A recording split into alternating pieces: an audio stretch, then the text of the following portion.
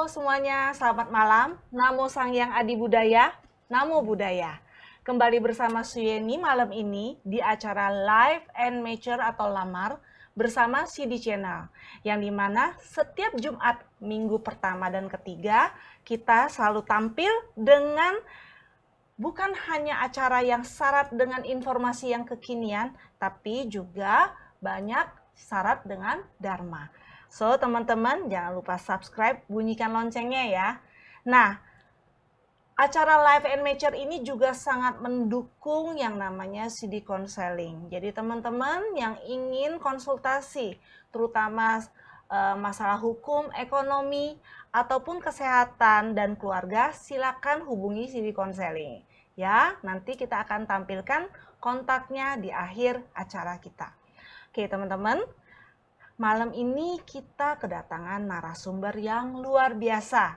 Seorang wanita sukses, cantik, awet muda ya.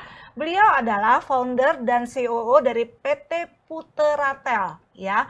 Lulusan akuntansi dari Universitas Tarumanegara, pengusaha bidang komunikasi dan olahraga, penulis buku, penulis kompasioner, juga sangat aktif di agama Buddha sebagai seorang Dhamma Duta, motivator Buddhis, fasilitator perkawinan dari wanita Buddhis Indonesia, mentor di beberapa organisasi agama Buddha. Banyak banget kegiatannya ya. Selamat malam Bu Yuliana, Namo Buddhaya. Namo Buddhaya, malam ya. Oke, saya panggil Cici aja, biar lebih asik ya Ci ya. Oke, ini ngomong-ngomong ya, sudah pengusaha, udah bos pula. Topik kita malam ini bos perempuan antara mudi dan cerdas ya.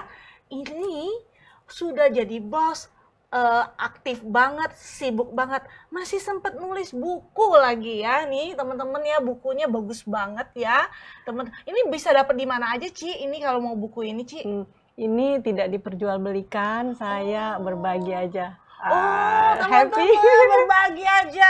Jadi ini mungkin ada di Viara-Viara Ci atau gimana? Enggak, jadi gini, saya setiap kali sharing Dhamma, seperti hari ini saya bawain buat rekan-rekan ini juga dengan Yani. Ya, hari ini aku dapet loh. Teman-teman jangan iri ya. Makanya kalau misalnya ada sharing Dharma sama Ci Yuliana, jangan lupa datang ya, biar dapat bukunya yang cakep ini ya.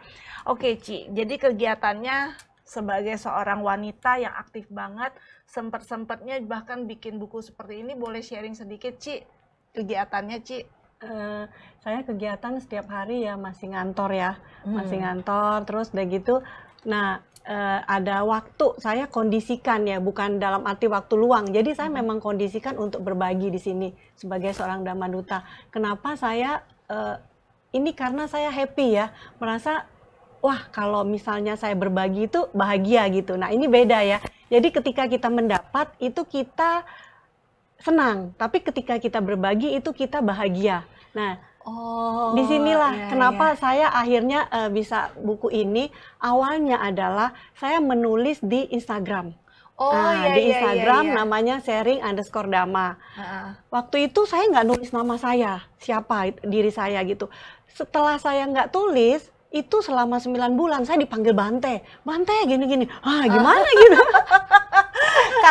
karena saya dipanggil Bante, akhirnya saya juga minta saran ke biku gitu, gimana nih, ya udah kamu tulis aja nama kamu. Akhirnya saya tulis nama saya di situ, dan banyak sekali followernya yang minta saya cetak buku dari itu. Jadi saya ngambil dari Dhammapada, kemudian tulisan saya gitu. Jadi nama Instagramnya apa nih Ci? Layak harus di follow nih ya teman-teman ya.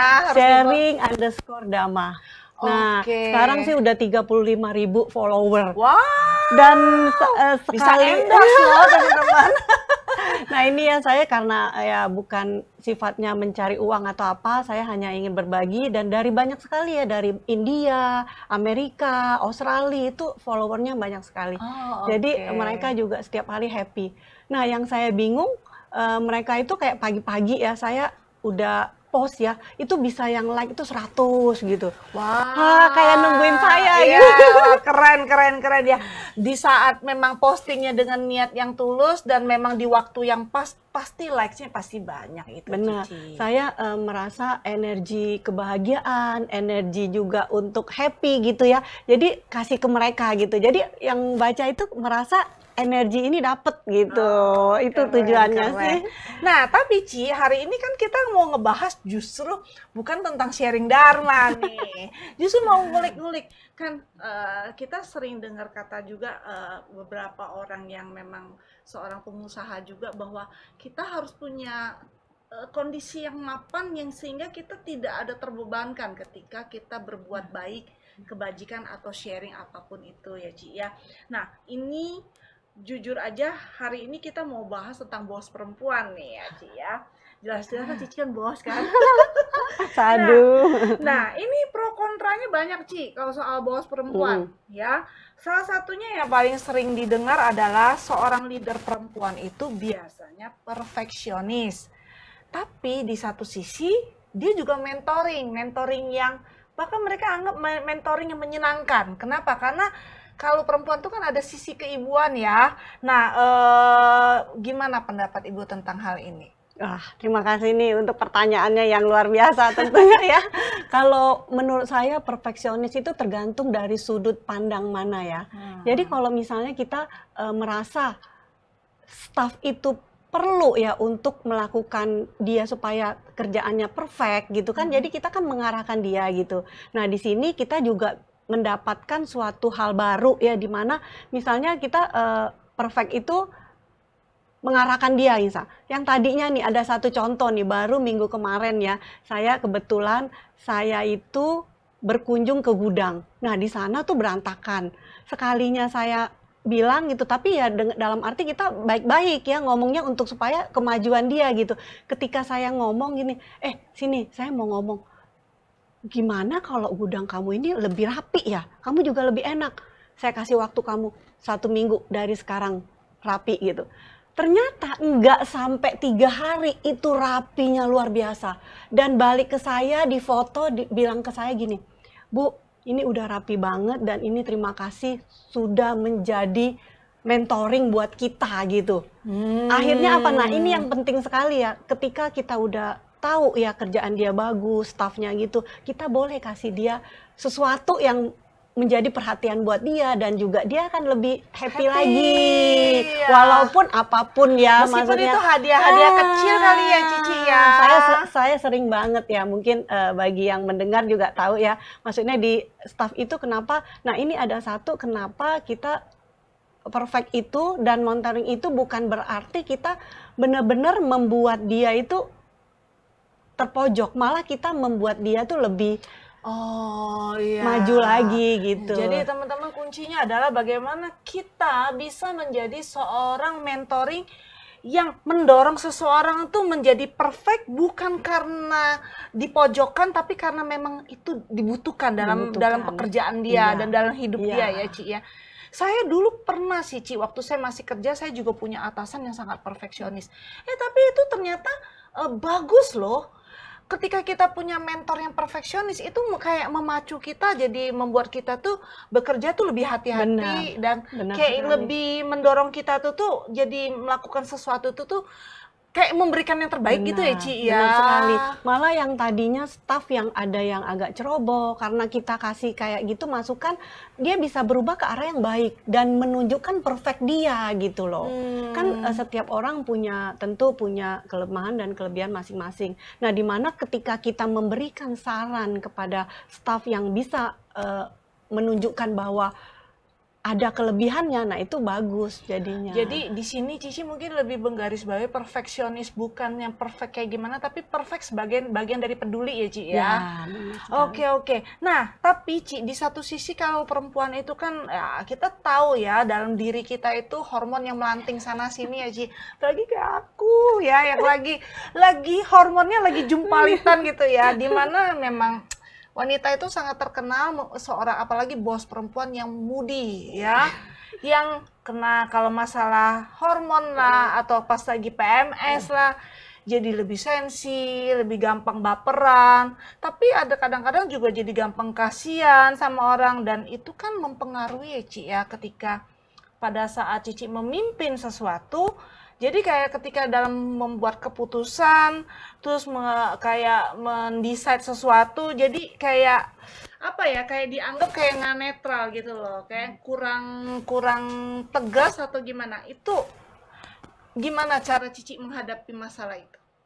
Nah, di sini ya, menurut saya kalau moody itu tergantung ya, tergantung dari sifat orangnya juga gitu. Apalagi tadi dibilangin PMS ya. Jadi, nah ini masalah PMS, kebetulan saya tuh nggak mengalami yang dimana orang-orang mengalami gitu. Misalnya sakit perut atau gimana gitu. Nah, Sekali. bukan beruntung, ini mungkin keturunan mama saya. Jadi saya tuh seperti biasa, normal.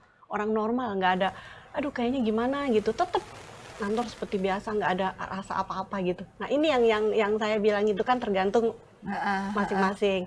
Nah dalam hal misalnya kayak moody gitu ya kita tahu ya, ini ada satu yang saya benar-benar beruntung sesuai dengan ajaran Sang Buddha, diajarin untuk meditasi.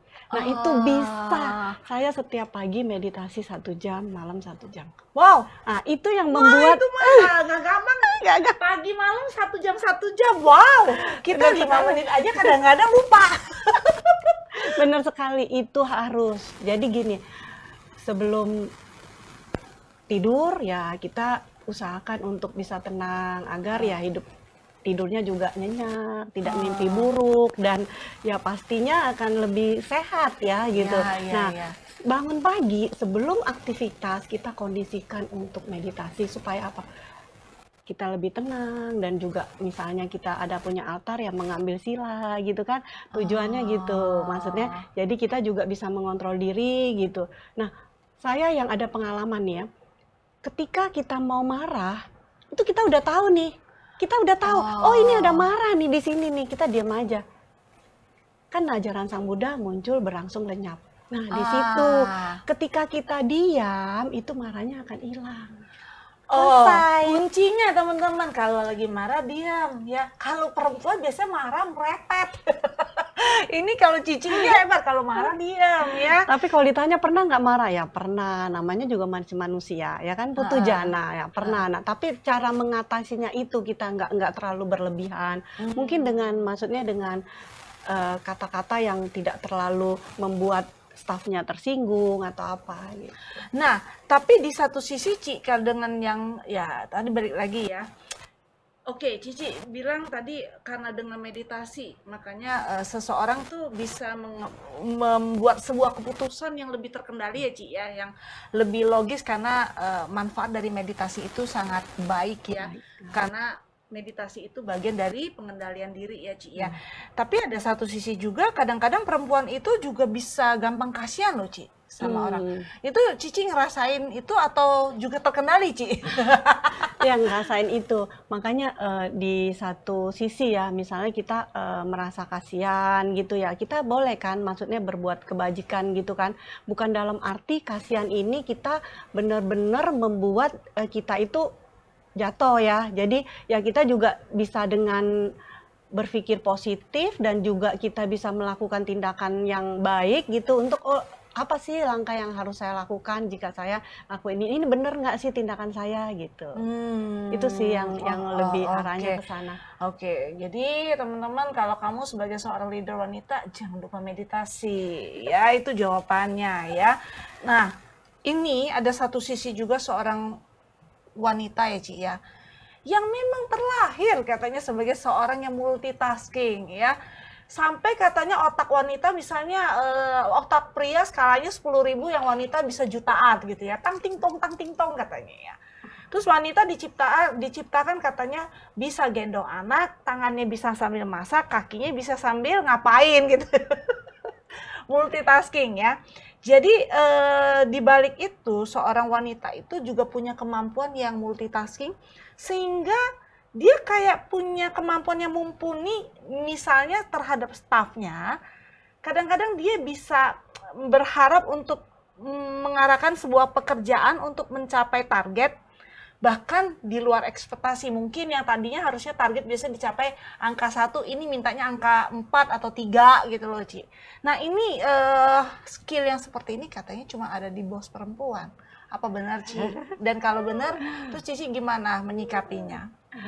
Ya, sebenarnya multitasking ini ya banyak kita dengar ya, tapi kenyataannya satu momen nih ya, satu momen itu satu pikiran kita gitu. Jadi sebenarnya dibilangin multi itu enggak. Jadi saking cepatnya pikiran kita ini loncat, dianggapnya tuh multi gitu. Padahal setiap satu pikiran dan satu kesempatan yang kita lakukan itu satu kali gitu, satu, bukan langsung banyak gitu. Jadi ketika kita angkat telepon ya udah ini gitu, misalnya angkat telepon, nulis atau apa, gendong anak gitu, itu setiap momen itu satu.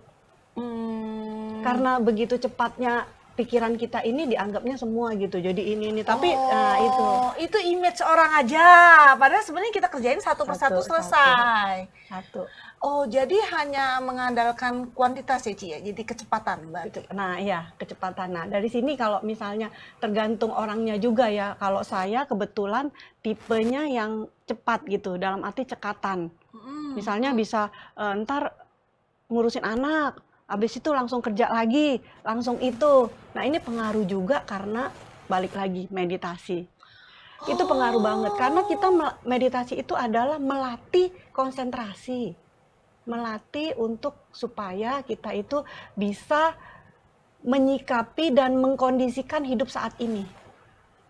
Kan kadang-kadang kita suka mikir jauh ke belakang, ke depan. Nah, ini kita langsung tarik hidup saat ini.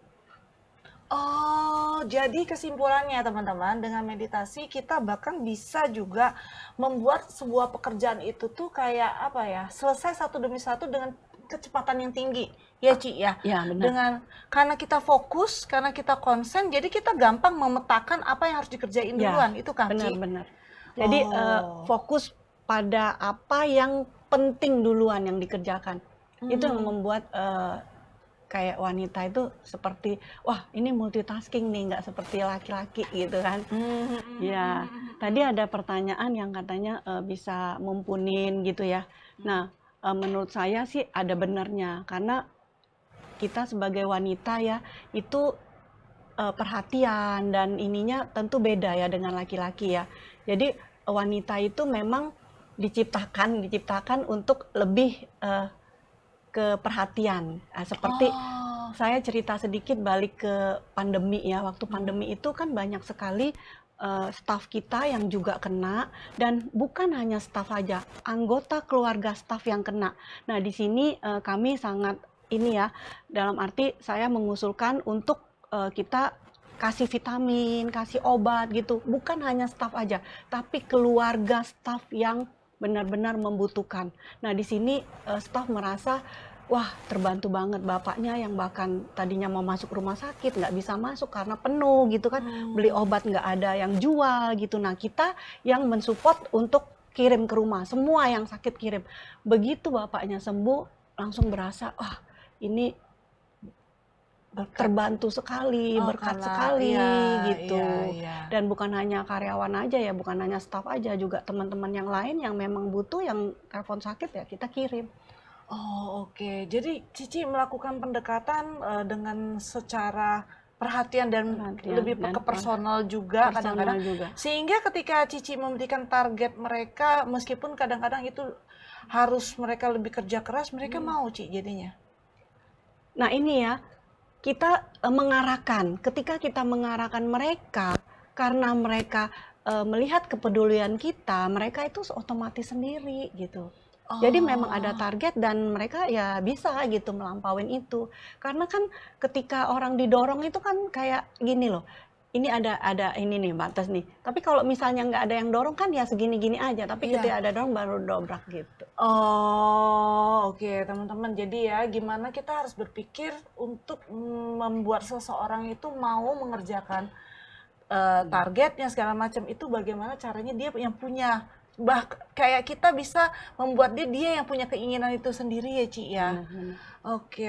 Mungkin juga karena dia happy ya Ci yang ngerjainnya ya. Ini yang paling penting ya, happy. Jadi gini, kita tuh ketika kita nih sebelum kita berbagi kebahagiaan ya, tentu kita punya dulu tuh, punya rasa bahagia itu, baru kita bisa berikan kepada orang lain.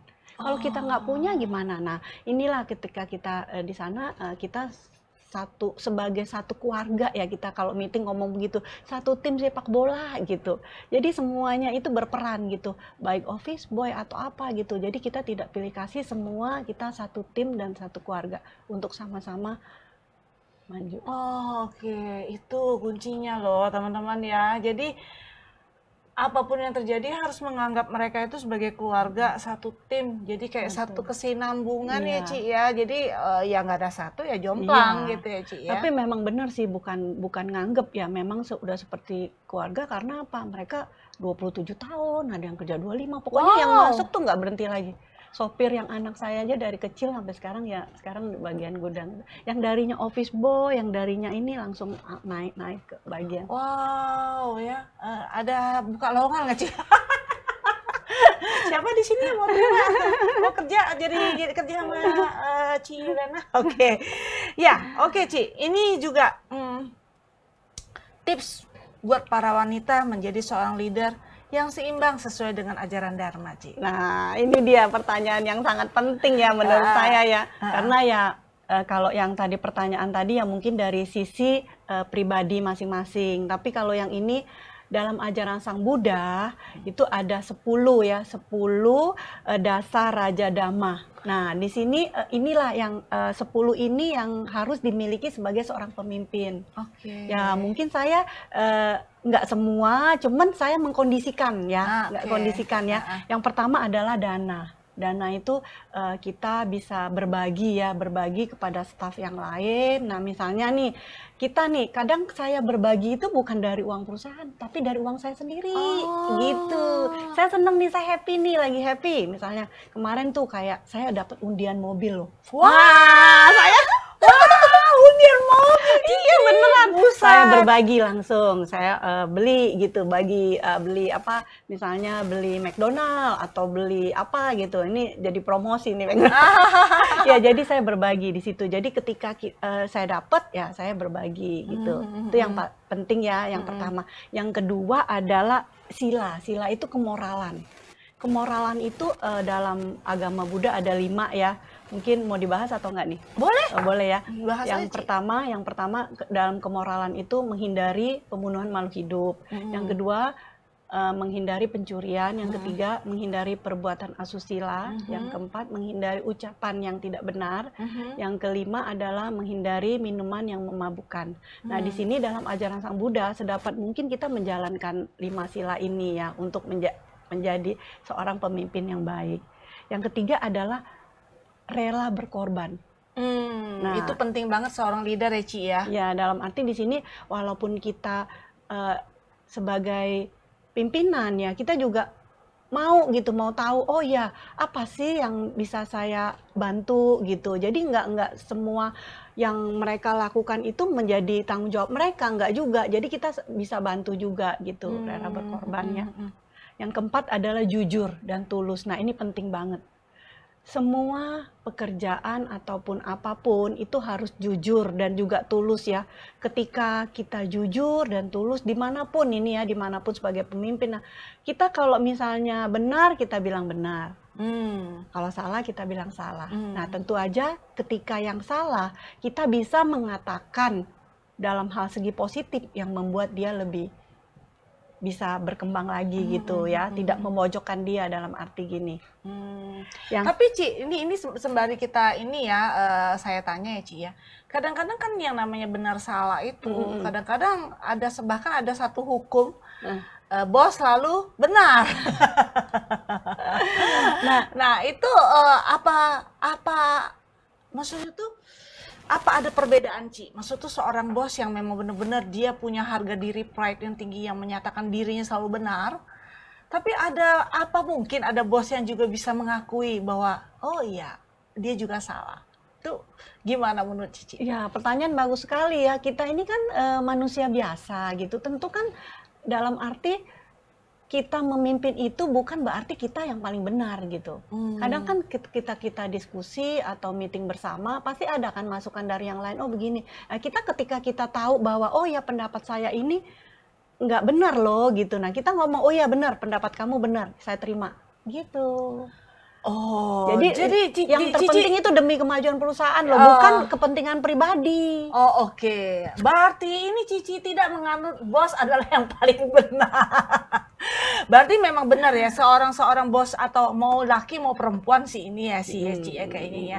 Menjadi seorang leader yang bijaksana itu ya harus itu ya tadi ya Ci ya, mengakui kalau memang salah atau kalau memang benar ya harus jalanin kebenaran gitu ya Ci ya. Oke Ci, lanjut itu Ci. Yang paling penting. Yang kelima ini yang paling penting, bertanggung jawab. Jadi tanggung jawab itu sangat penting ya ketika seorang pemimpin bertanggung jawab, itu pasti akan terlihat stafnya gitu. Jadi dari atas dulu nih, kita lihat kalau atasnya udah bagus, biasanya bawahnya tuh ngikut gitu. Nah, tanggung jawab ini dalam arti misalnya datang ke kantor tepat waktu, bisa juga kayak gitu. Jadi kita memberi contoh gitu, memberi contoh ya. Tanggung jawab dalam hal misalnya untuk salary nggak pernah telat gitu kan. Nah, itu kan bisa kan. Jadi maksudnya membuat suatu apresiasi lah kepada stafnya gitu. Itu tanggung jawab satu pimpinnya. Jadi kita juga bisa memberikan bagian accounting, tolong ya kamu jangan sampai telat gini gitu loh. Semua diiniin tanggung jawab. Oke. Salah satu hal-hal simpel yang tanggung jawab itu juga adalah dalam dunia bentuk, maksud tuh dalam bentuk ketika kita mengerjakan sesuatu, Ci. Kadang-kadang kan, tapi kan Ci, kadang-kadang di dalam hal dunia nyata tanggung jawab itu harusnya kadang-kadang bos tanggung jawab, tapi kadang-kadang dia melimpahkan kesalahan itu ke bawahannya. Ada nggak Ci kejadian kayak gitu? Pernah sih, saya juga pernah dengar seperti itu ya. Jadi ya sedapat mungkin kita sebagai pemimpin itu kita bisa memanage staffnya semua ya. Jadi walaupun dia salah, ya tetap maksudnya karena satu keluarga, satu tim sepak bola ya juga harus bertanggung jawab gitu loh. Gitu tetap ya kesalahan memang di pihak ini ya, tapi kita harus juga sama-sama ini ya Ci yang untuk mengatasinya ya. Oke, boleh lanjut lagi Ci. Yang keenam adalah sederhana. Jadi sederhana di sini dalam arti tidak menunjukkan terlalu yang berlebihan atau apa gitu kan, bisa sesuai dengan tempatnya gitu. Wah itu susah itu Ci. Sekarang zamannya fleksi, gimana Ci? Zamannya hidup hedon Ci sekarang. Kalau perlu ini sesuai ajaran Sang Buddha ya, tentunya sesuai ajaran Sang Buddha, jadi sederhana. Nah, tergantung nih tanda kutip nih, tergantung individualnya. Ya tapi dalam arti ya boleh aja sih lebih gimana, cuman jangan terlalu yang berlebihan. Tapi kan ada juga Ci, tipe-tipe orang, apalagi kan ibarat Cici kan pemilik perusahaan, ada yang bahkan, ini saya ngomongin tentang mantan bos saya dulu. Kita naik gaji juga nggak naik, tapi dia bisa ganti seri BMW terbaru. Itu kayak gimana dong Ci? Tapi itu mereka anggap itu bagian dari pride mereka. Wah bos tuh harus begitu. Kalau menurut Cici sikapnya gimana sebaiknya? Nah ini yang saya tadi bilang ya, tergantung dari pribadi masing-masing ya, pribadi masing-masing ya. Sederhana itu dalam arti kita bisa mempunyai apapun yang tidak terlalu berlebihan. Jadi bisa mengkondisikan untuk ke bagian lain. Misalnya salah satu ya berdana gitu. Oh iya, baik lagi ke berdana teman-teman. Jadi bos saya dulu nggak berdana Ci sama kita. Nggak seperti itu ya, tergantung. Maksudnya ada juga kan yang dana itu kan tidak perlu diungkapkan, dilihat orang. Nah mungkin dia berdana tapi kan nggak terlihat oleh mungkin juga ya. Oke, terus lanjut lagi Yang ketujuh adalah bersahabat. Nah bersahabat ini kita sebagai pemimpin itu menjadi sahabat loh ke stafnya. Jangan kita menjadi suatu yang gimana gitu, jadi anggapnya sahabat gitu. Jadi apa yang mereka mau sampaikan ya bisa disampaikan gitu. Jadi intinya happy aja sih. Tapi Ci, misalnya nih kalau sebagai seorang sahabat ya Ci ya, kadang-kadang kan bos kan justru kadang-kadang staff tuh malah takut curhat sama bosnya, takutnya malah dapat panis Nih. atau gimana, itu gimana, Ci? Iya, dalam tanda kutip, bukan curhat yang berlebihan. Tentu kan di kantor kan nggak punya terlalu banyak waktu untuk yang kayak gitu ya. Dalam arti ini curhat mengenai kerjaan gitu. Jadi misalnya nih ada yang kerjaannya yang dia tidak bisa handle yang ternyata dikasih. Nah, dia bisa curhat. Bu, ternyata kerjaan ini sepertinya bukan di bidang saya. Lebih cocok ke yang lain. Bisa begitu. Jadi kan kita tahu, oh iya, kamu lebih cocoknya ke sini gitu. Nah, kita bisa. Tapi Ci, sekali lagi nih mau nanya nih, gimana triknya supaya staff itu sendiri juga berani untuk ngomong kayak gitu sama bosnya? Nah, Kadang-kadang kan staff kan ada juga yang sistemnya ABS, Ci, asal bapak senang, asal ibu senang, berarti bukan ABS ya, AIS ya, berarti asal ibu senang gitu kan, dia nurut aja apapun yang disuruh, meskipun kadang-kadang itu bukan bidang dia. Nah, Ci, gimana Cici cara bisa menemukan realnya mereka sukacita mengerjakan apa yang disuruh atau gimana gitu? Kan kita suka ada meeting ya, meeting bersama yang bisa. Jadi saya meeting ke kepala bagiannya. Nanti kepala bagian kan bisa meeting ke yang bawahnya. Nah, di sini kita bisa tahu, oh ini tepat nggak sih staff ini bagian sini? Oh, sepertinya kurang gini-gini. Nah, bisa ungkapin seperti itu sih. Oh, jadi evaluasi ya, Ci Ya, ya, benar. prinsipnya ya. Oke, lanjut, Ci.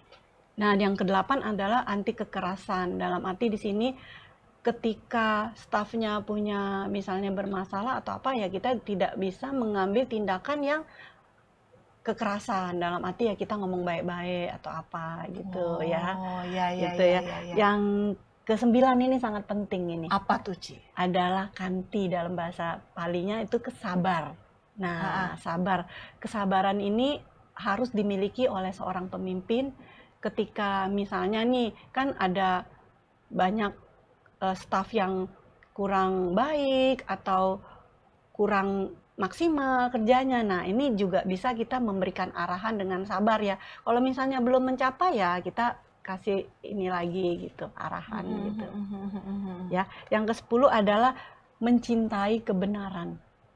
Wow, ini Jadi, nah, kompleks loh. Ngomongnya mencintai kebenaran Nah, tuh luas jadi banget. gini, dalam arti gini, kita keadilan dan kebenaran. Jadi kita tidak memihak salah satu, misalnya gini, oh saya seneng nih sama Yeni nih. Jadi saya memihak, misalnya ada meeting bersama, saya selalu memihak Yeni misalnya. Nah itu, jadi kita harus tahu tuh di mana kita menempatkan kebenaran dan keadilan itu. Oh, oke. Itulah makanya yang kayak gitu tercipta yang istilah ABS, asal bapak senang. Jadi karena kalau kita memihak, otomatis kita pasti dapat karyawan kayak gitu, Ci. Benar?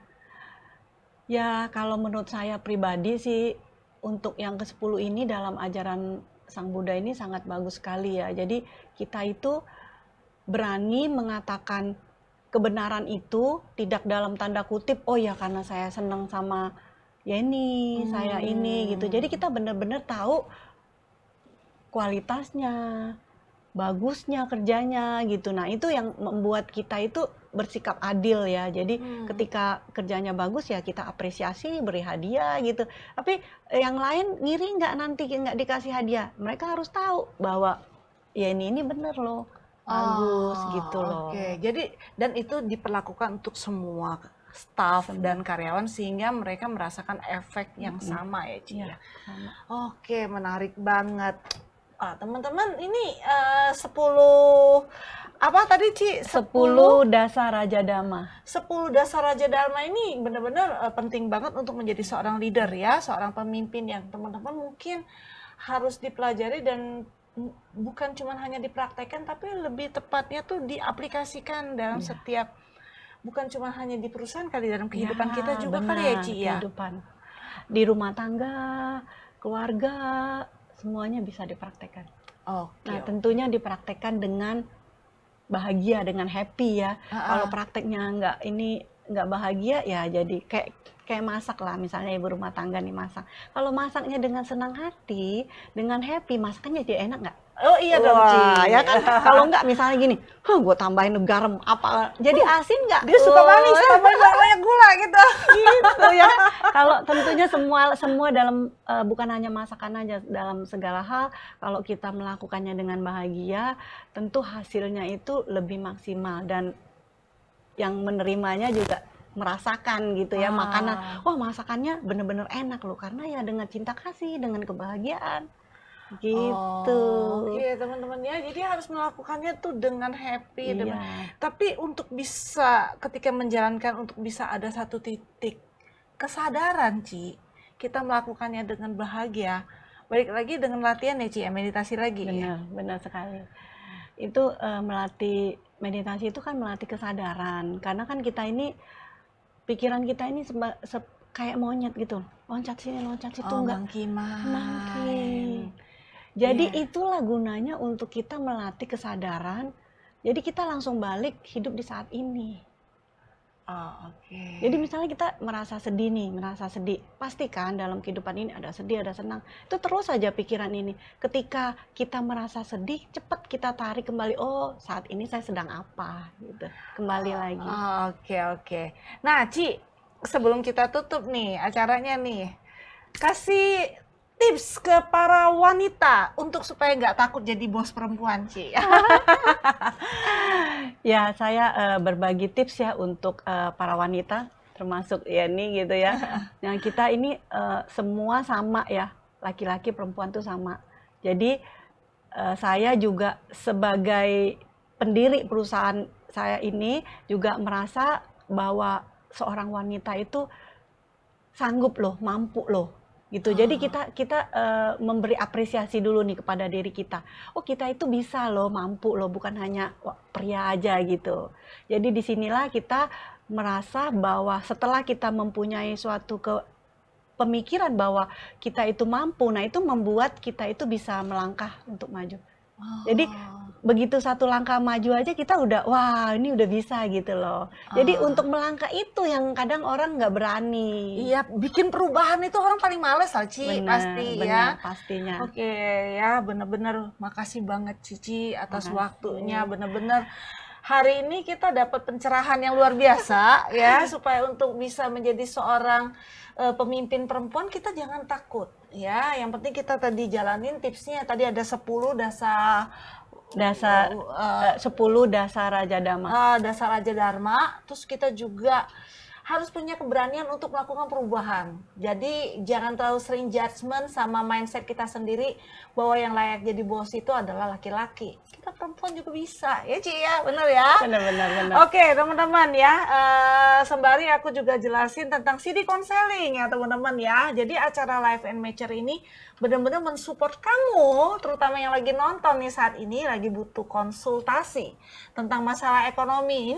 Ini ada bos wanita yang keren banget nih ya, Ci ya. Kalau ada yang butuh konsultasi masalah ekonomi, butuh pekerjaan atau punya masalah keluarga ya, terutama masalah hukum juga, perceraian kah atau apapun itu ya, atau kamu juga punya masalah kesehatan ya, atau juga punya masalah keluarga ya, terutama dari sisi misalnya tentang anak, tentang mental, tentang apapun, silakan hubungi CD Counseling teman-teman di nomor telepon 0811 98 73300 ya. Itu benar-benar feel free teman-teman, silakan telepon ya ke sini. Para konselor kami sangat profesional ya, yang di bidang masing-masing ya, ada di bidang hukum, psikologi, akan siap membantu Anda. Jadi jangan pakai ragu lagi, dan sifatnya ini free ya teman-teman ya. Kecuali ada tindakan khusus, baru teman-teman mungkin ada biayanya. Tapi untuk sementara, so far Anda boleh konsul secara gratis. Nah, teman-teman juga di sini aku ingin memperkenalkan ya sebuah aplikasi keren banget dari aplikasi Budayana ya, dimana hadir untuk kita umat Buddha beragam informasi yang bisa kamu peroleh dari aplikasi ini, dan seperti kayak agenda kebaktian, berita kegiatan, artikel Buddhis, juga kalau mau dapetin KTUB atau Kartu Tanda Umat Buddha, dan masih banyak fitur-fitur lainnya. Jangan lupa di-download aplikasi Budayananya. Silakan melipir jempolnya ke Google Play Store atau ke App Store. Diketik aplikasi Budayana, download dan dapatkan itu semua informasinya. Oke teman-teman, sekian acara kita malam ini, dan di mana hari ini kita sudah banyak banget manfaat dan informasi, bahkan dharma ya dari Cici kita yang cantik awet muda ini, Cici Yuliana ya. So sekali lagi jangan pernah menyerah untuk menjadi seorang wanita yang punya potensi dan punya value untuk menjadi seorang wanita yang sukses. Sekian dari kita, Namo Sang Hyang Adi Budaya, Namo Buddhaya.